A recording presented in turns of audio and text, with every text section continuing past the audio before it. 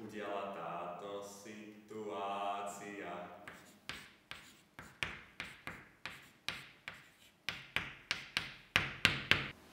Tým si možno Eulerovo číslo aproximovať pomocou Taylorovho rozvoja na takýto krásny, nekonečný rad, čím sa opäť dostaneme k číslu 2,7182838459245. Čo vy sa počúvate? Občas, prečo? Povedali ste 2,718281883. Čože?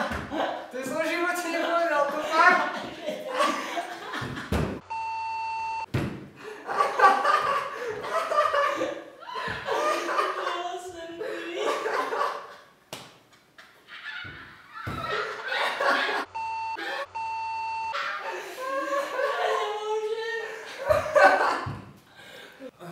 Dve celé 718288183 8.